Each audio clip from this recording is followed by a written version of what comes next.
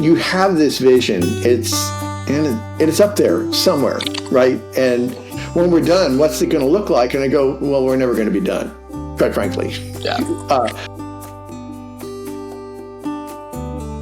Welcome back to View from Above with John Buerger of Altus Wealth Solutions in San Luis Obispo, California. I keep calling it San Luis, but this time I finally got it right, San Luis Obispo. Anyway, so on the show here, you and I have had a cool conversation a couple of weeks ago about how we're both business owners and both have been business owners for a good while. That's really been the majority of my career has been an entrepreneur or a business owner of some sorts, and how there are a lot of challenges. We've talked about on the other episodes some of the financial challenges that business owners face, and how to solve for 401k planning and retirement planning and other things of that nature. But really, that's just scratching the surface on some of the challenges business owners really face. You're running a business. I mean, it is a very, depending on what the business is, you're wearing 100 different hats all the time. You're the chief marketing officer, you're the chief financial officer, you're the chief operations officer. And even if you're running a team, you still have to have an understanding of all of that, right? You're still the organizer and the leader of that. So one of the conversations we were having a couple of weeks ago, we were talking about, and I thought this was really interesting, understanding your company's vision is such an important thing for entrepreneurs. It's something I've personally struggled with a lot in the past at different times. Is that my vision is 42 pages long, and it's 17 different spreadsheets tied to 37 different PowerPoint presentations, and I don't really know what that's my vision, but that's not exactly a vision, That's a hallucination, pal. That's a hallucination. And it's tough because, especially if the entrepreneur, you have this vision. It's up there somewhere, right? And it is what got you going on the path. It's what inspired you. It's why you are taking all the risks you're taking and assuming all of the responsibilities you're assuming and trying to figure out all the stuff that isn't really in your wheelhouse, but you kind of got to know it because you're it. I mean, the odds are that either the business has your name on it or you are the one representing the business, so it stops with you. And so you do want to make sure you at least have some understandings of it. And I think, just kind of thinking back, what is a business? Business is something that is creating a relationship or and not hopefully just transactional, but a relationship with its customers or its clients or whatever you want to call the other end of that business, right? It's a two-way street, and being able to effectively communicate what that business is to that customer or client, that's the difference between having customers or clients and not having them. Right? You start with nothing. You don't have anybody. You don't have any customers, and you say, "Hey, here's what we are. Here's who we are. Here's what we stand for," and you throw it out there into the world, and you hope it resonates with some people, and they say, "I'm willing to share some of my money with you, or at least some of my time originally, and and hopefully that turns into money. But I'm willing to share something with you in return for something that I think you have that I want." Effectively, isn't that's what a business is trying to do in a very 30,000 foot generic kind of overview.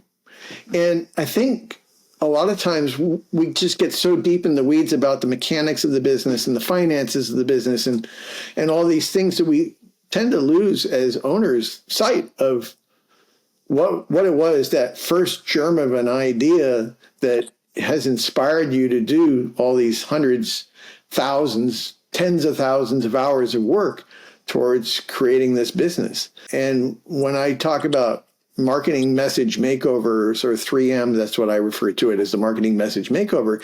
It really is just going back and examining, well, what is that vision? And in a nutshell, what are you trying to communicate with your customers that you do that they want? Looking at your business as an example, so for background, for folks who may not know who we are, and based on YouTube analytics, that's probably most people watching the video. We're both in the financial industry. You're a financial advisor. I'm a former financial advisor. I have a business now where I work with financial advisors and do provide different services to try to help advisors in a variety of ways from my experiences. you work primarily with small business owners in your practice to help them with their financial challenges that come up in their business. Right. But then there's also this aspect of, you say, you've said several times before in other content we've done that you're an entrepreneur first. You live vicariously through your clients. That's why you like to work with business owners. So you have a very clearly crafted vision for your business today. Altus Wealth, I love, and I'll let you elaborate on this, but Altus means view from above, and bring that into even the title for this show. And then you take that name and that branding, and then you apply it to the way you do your marketing, and that eventually extends to when you engage with clients that you're also applying those principles. So talk a little bit first about the process of determining Altus Wealth Solutions as the name of your business. Where did that come from? Because for me, when I started my first business, it took me 6 months to think of the name. You know what I mean? Like it's really hard to decide because this thing's going to be, well, two different experiences with this actually, right? The first time I took 6 months to pick a name. The second business I started, I picked a name within a month or two, but then I changed it 4 times. And then the last time I took 5 minutes to pick a name and I've changed it 12 times. So either way, it takes time to land where you're going, or sometimes you may get it right on the first crack. So what was that process like in crafting your own vision? Well, we're talking some pretty ancient history here. See if I can remember back that far. Because Altus Incorporated and Altus Wealth Solutions the name was originally developed in the late 1990s. 1999, I think, is where I first coined the name. So, and actually I drew from even further back. I knew I had this business, and I knew what I was doing as a business consultant, and what I wanted to do as a business consultant was, as a business owner, I knew I couldn't see the forest for the trees. It's just too deep in the weeds in it. And it's just like, I knew I would benefit from having somebody else who could come in and give me that view from above, that ability to see things that I can't see myself, wrapped up in my own onions, to quote the Shrek movie, to do it and to see it for what it really is. And plus, look, we're all clouded. What we see is not the truth.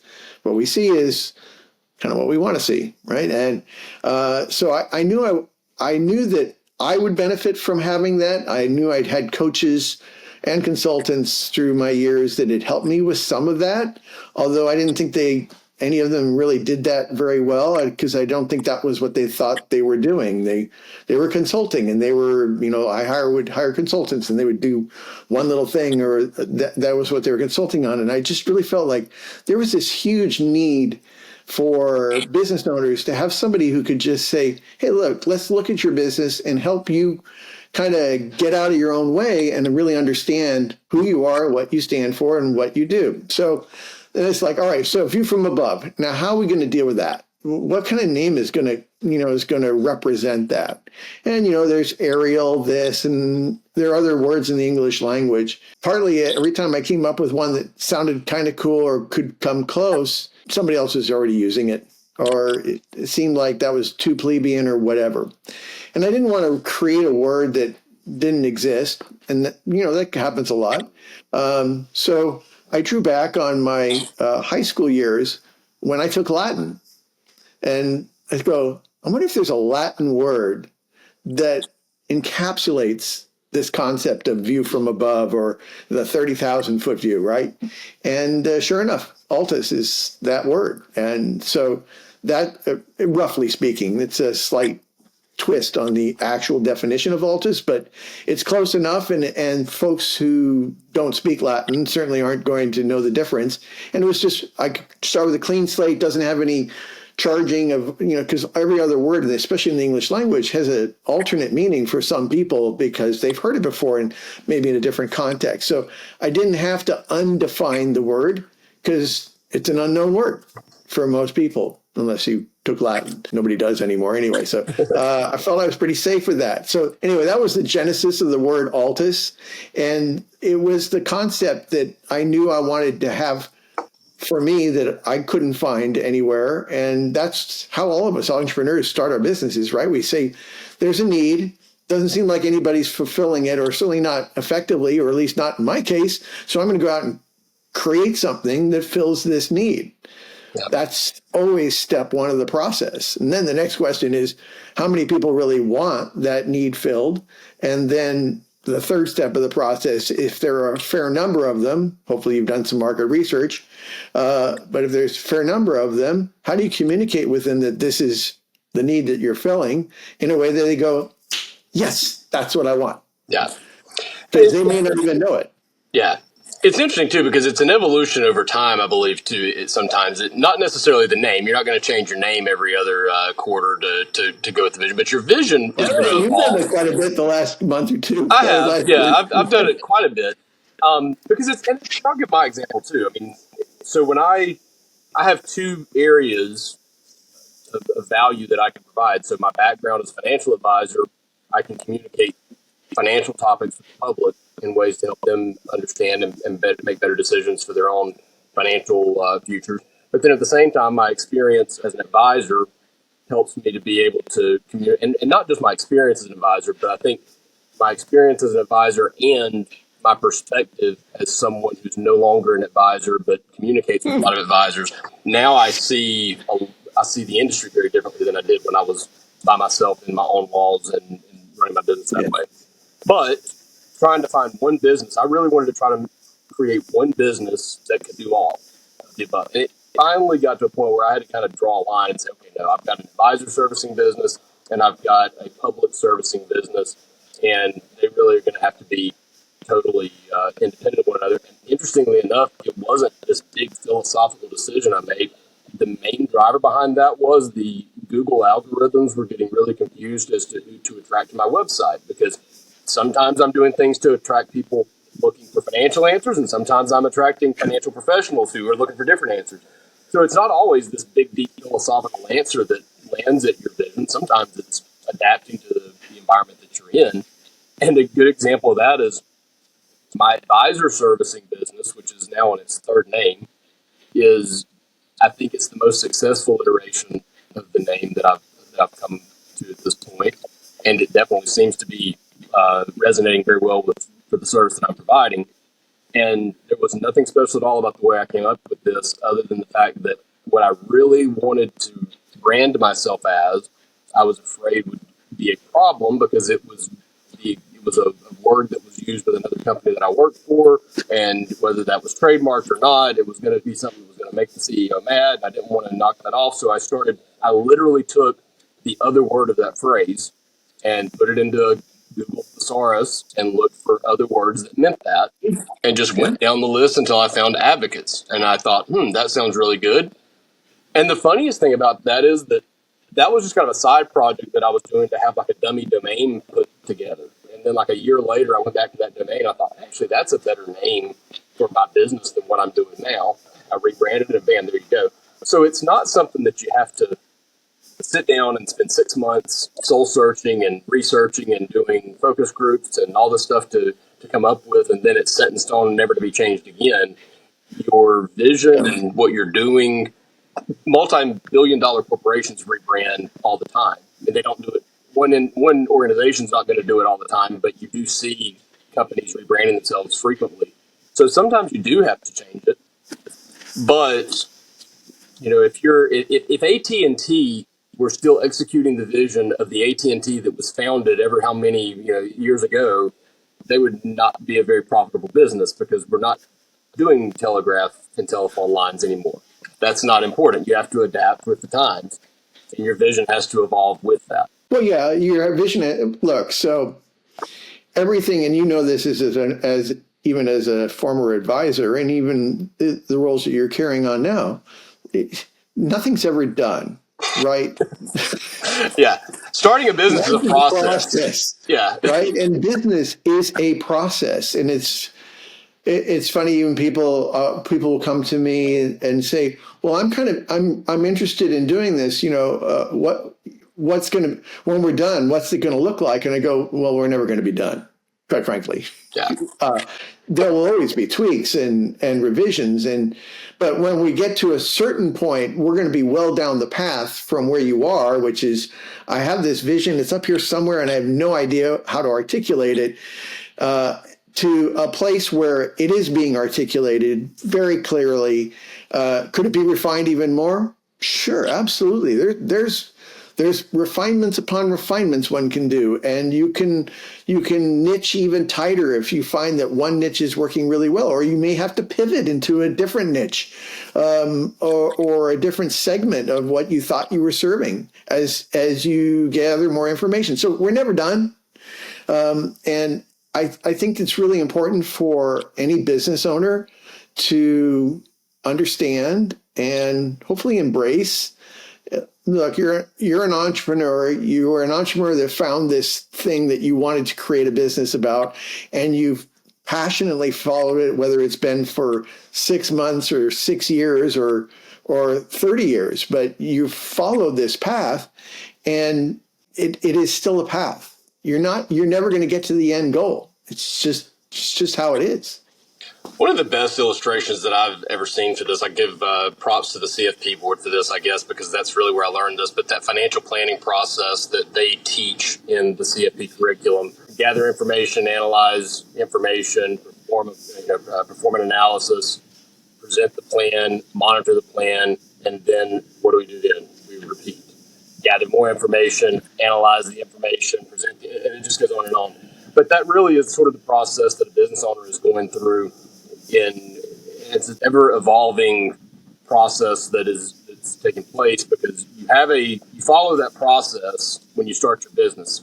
Gather information, analyze information, put together a plan, put the plan into action, monitor the plan, and then review the performance, and take that information and analyze it, present it, and you just keep doing this. Now that you can say that you do this every year, every month, every quarter, every day, but it's an ongoing fluid process of adapting and paying attention to what's going on in the environment, and then making sure that your vision aligns with that. And maybe speaking very personally here from my lack of ability to do that for a long time with this, because it took me a while to figure out what my vision was. What's going to resonate with what's the best business model? What is the best way to approach this? But I think as you go through that process, it's okay to admit you got it wrong last time. You know what I mean? And just say, okay, maybe this isn't working. Maybe this is different. Where I'm at right now with the advisor serving side came from a conversation where someone told me my vision better than I was articulating it in just a conversation. And I kind of realized I had stumbled into a better version of telling this story, and I leaned into it. So sometimes you have to admit that you're doing it wrong and look at what's out there and say, based on the information that I have now, I started this process with a certain set of information, we put it into play, and then it has produced more data. Based on that data, is this still the right way of going about this? And then also, if we have time, I do want to just kind of, if you could talk a little bit about how you take that vision and then make sure you are executing it day in and day out, right? If I'm branding myself as the advisor's advocate and I'm not putting my advisors first, then I'm not fulfilling my own vision. Same thing with you. If you're saying view from above, but you're not taking that step back and looking at the big picture in your day-to-day interactions with clients, that's it. Right. Fraudulent might not be the right word. That might be too strong of a word, but you're not going to be a successful business. No, I think you're going to struggle being you're going to struggle for sure being as successful as potentially you are capable of being. And I think that's a great subject in and of itself for one of these episodes, because we could probably share stories for 3 hours just on that part alone. This is we're just peeling back one of the layers, and boy, this thing it goes deep really fast, and it gets complicated in some ways. There's just so many wonderful nuggets that we'll be able to uncover over time through this whole process. So I think that's one for the future books. I'm sure we'll be able to touch on it because it's one that's really I'm very passionate about. In the end, planning is a process. Anything you do is a process. It's not if you think you're done, you just got started. We used to joke also in the planning circles, this is the day I deliver a written financial plan. which, by the way, I don't do anymore. I'll give somebody a roadmap and I'll say, here's some guidelines and things like that. But I don't do financial plans like that because the day you print it, it's obsolete. Yeah. Things are changing. And I really find it's preferable to think of the coaching work that I do, the planning work that other planners do, working with other human beings on you being the best you can be with your business, no matter what it is. Yeah. That whole process really is much more about building frameworks around which you can make great decisions or better or more optimal decisions, rather than it is looking like, here's the set, you're going to do this, then this, step-by-step instructions. Step-by-step instructions, you're going to get to step 3, and something's going to change, and that piece is not going to fit in the puzzle the way it did when the instructions were written. Well, I said at the beginning, unscripted conversations usually go better, and we didn't have this planned out, but you couldn't throw up a better cliffhanger than that to end this show and tee up the next one. We'll dive into that more next time, and how to actually execute the plan and how important it is to execute the vision once you have it. So we'll cap it there. My phone keeps reminding me I'm out of storage. So thanks, John. I appreciate it, man, as always. See you next time, bud. Take care. You too. Bye.